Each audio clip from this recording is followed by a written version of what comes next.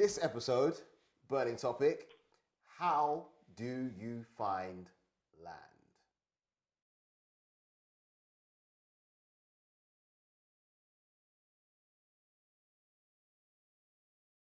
Welcome back to the Smallholding Revolution, where we help people just like you find their way to owning their own piece of land, building their farm business and lifestyle, and building their home on that said land.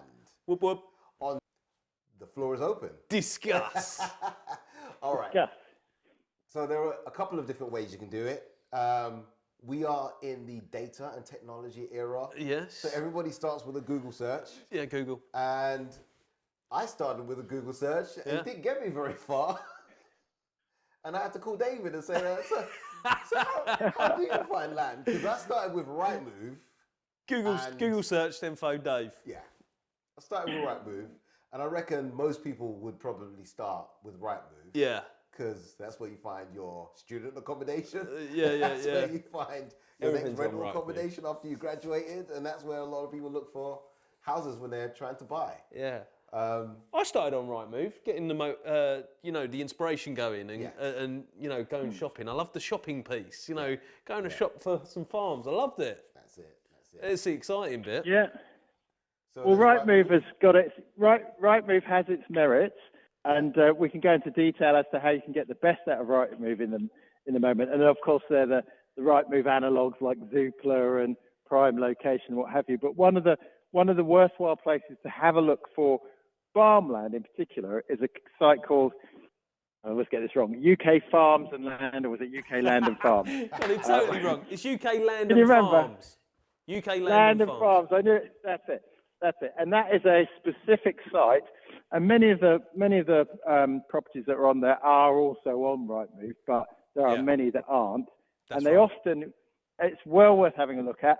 Covers the whole of the UK, and some of the properties on there are very large farms. And you don't be put off by that, because often, and we'll talk about this in more detail, but often farmers who have large farms will sell off the farm in lots.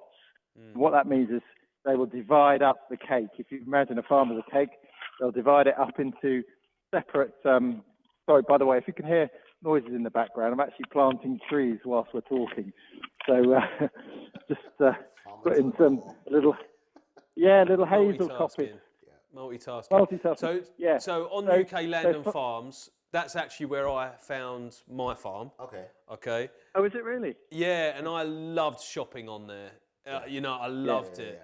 So on the filters, you go by area, type of property, how much acres that you want, and everything along those lines. The right filters, So have fun with those filters and just get inspired, see what's out there, see what's on the market. And as David says, don't shut off any options. Because that's just how I open started. it up. That is exactly how I started. I was like, I specifically want just 10 to 20 acres only in this area only.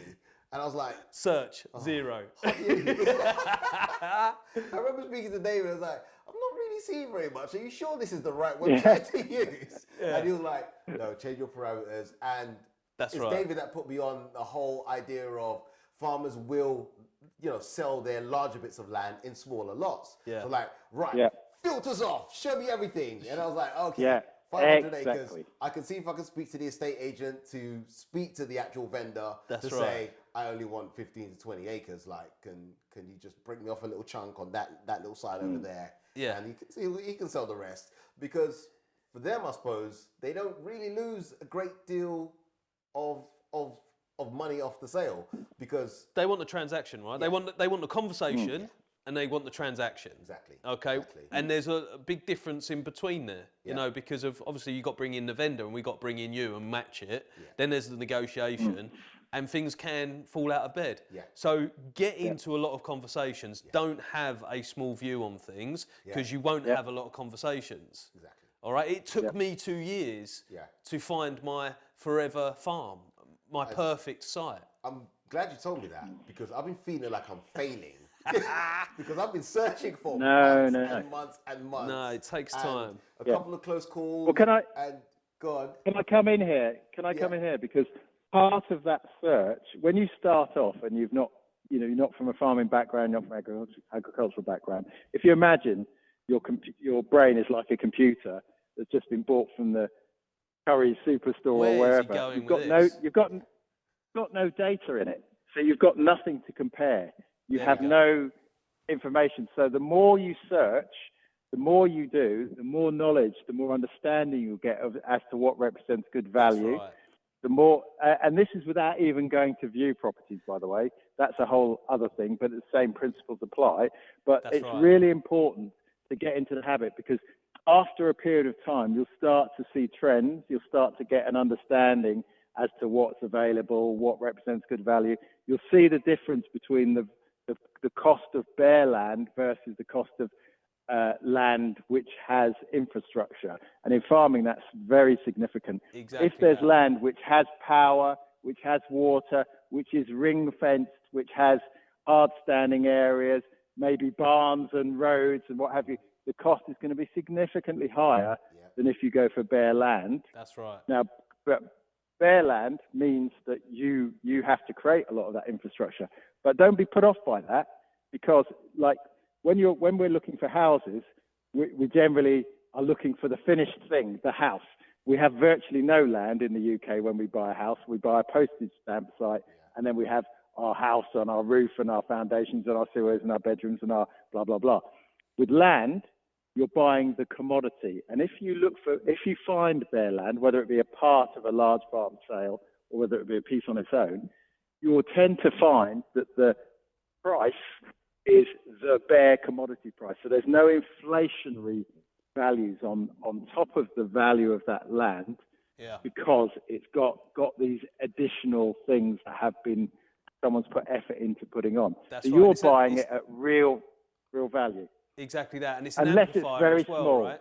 It's an amplifier. So if you get just normal land, you can negotiate that 5, 10, 12 grand an acre.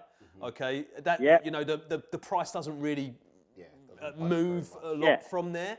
But then you start amplifying that. So you get a borehole on You put the value on it. You put the value on it. So then it goes from 10 grand an acre to 12 grand an acre just by putting a borehole in there, because there's services. Then you put a sewage plant in there. That's another £3,000-4,000. Now it's an amplifier. Now it's £15,000 per acre. Then you get off-grid power put on there. Our system costs 12 grand. Okay, and we're off-grid power system with solar panels, batteries, and a new sexy generator, auto stop-start. And then it amplifies to 20 grand an acre. Okay, so the way that you then, as David says, don't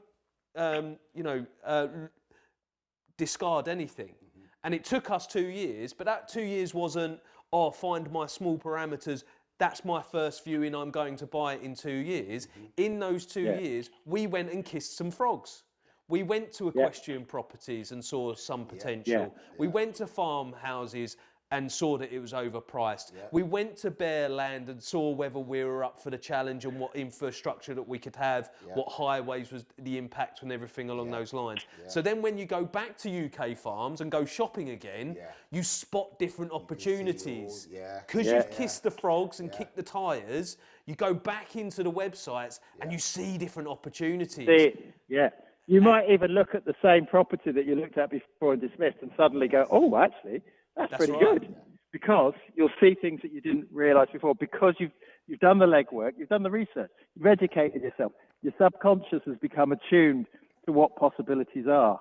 There's another very important thing that we often don't consider, which is we often look at a piece of land for ourselves and we go, right, I want 12.5 acres. I'm going to look for 12.5 acres. Well, look for 20, look for 30, look for 40, because you can then negotiate and discuss with the farmer, would they consider selling just a smaller part? But if they wouldn't, you might find someone else who also is like you, looking for 12.5 acres. And you could get a 25-acre plot and divide it into two between you. And each of you could buy it, or you could buy it together, or the farmer, generally when a farmer is selling land, they're more than happy to split the title. And in fact, a piece of land that I acquired was split into 5 lots. It was one lot for sale, but it was split into 5 lots. 4 went to local farmers, all the good stuff, and all the rubbish they sold to me. You got. Yeah. So here's a bit of a thing there, because I would love this to be, the start of, and see whether you can help each other get your small holdings. Let's do that. So, comment in the video and see whether, put in the area that you want and what you're looking for. And hopefully we'll be able to match someone. And if we have a Smallholding Revolution marriage and a baby, I've got to get a new hat. That'd be wonderful. Brilliant. No, but that's fantastic. If we can help people get that opportunity, I mean, ultimately, that's what we would love to do, be of service